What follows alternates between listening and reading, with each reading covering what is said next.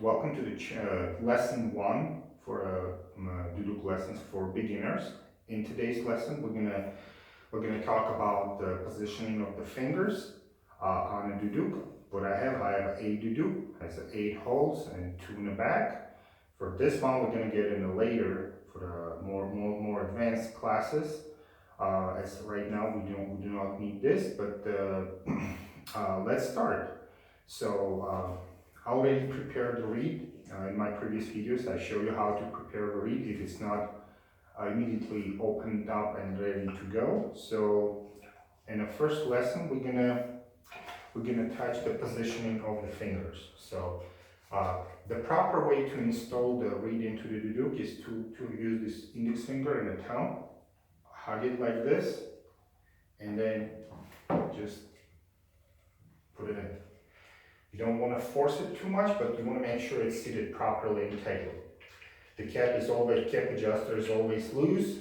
Cap is always closed when you're not using the Duduk, and this is always loose. Well, if you don't lose it, keep it loose, you're probably going to damage your, most likely you're going to damage your reed. So in the first lesson, so we're going to cover the finger positions. So left hand with the thumb, you cover the back, and with these fingers, rest of the fingers starting from the index finger, you cover the holes, and you use the proper way of doing it to use the either upper part section of your fingers or the middle part. The professionals use the upper parts. I'll tell you why in a little bit later. This actually will allow you to switch from 4-4 to 3-4 position very easily, and for the right hand, you want to cover it with the middle sections of your finger, which you have to remember the fingers needs to sit on a Duduk naturally. You have to be comfortable, you have to be relaxed, loose, comfortable. You don't have to, use the too much force. So from the beginning, we're going to start with the position of 3 and 4. So this is the positioning of your fingers. And this is the end of the lesson 1. We'll get to the lesson, second part of the lesson 1. So we'll get to the second part here. So what you need to do to make sure your sound is profound, nice and beautiful. When you're playing a scale and then when you're starting to practice, when you go from upper to lower, up and down, or using some exercises, you want to make sure every single hole you cover is properly covered. If some finger is loose, the sound's not going to sound probably a little goofy or sound a little bit lower on a tone. So I'm going to show you.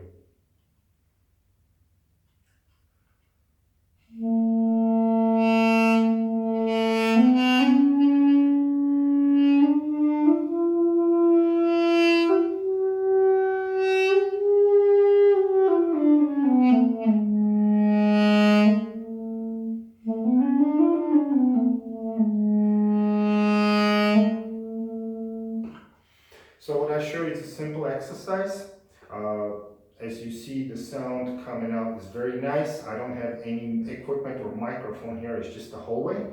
I'm using an Duduk made by Master MKS and a reed made by Master John.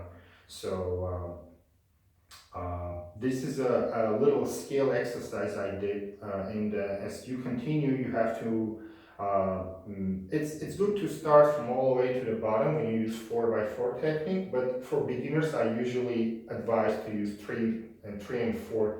Just let this one go for a future, as you need more breath and need more stronger muscles, lip muscles, to produce a sound in the lower notes.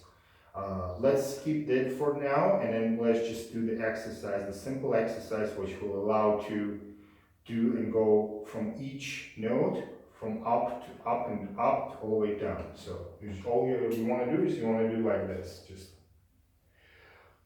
As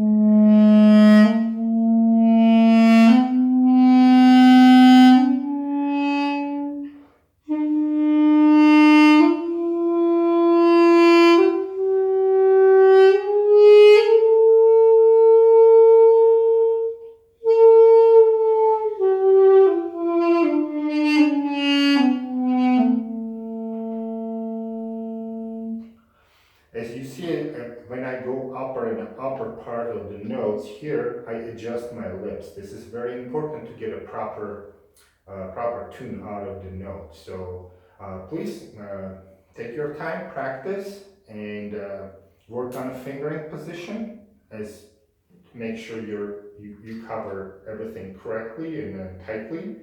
And we'll see you on our next lessons.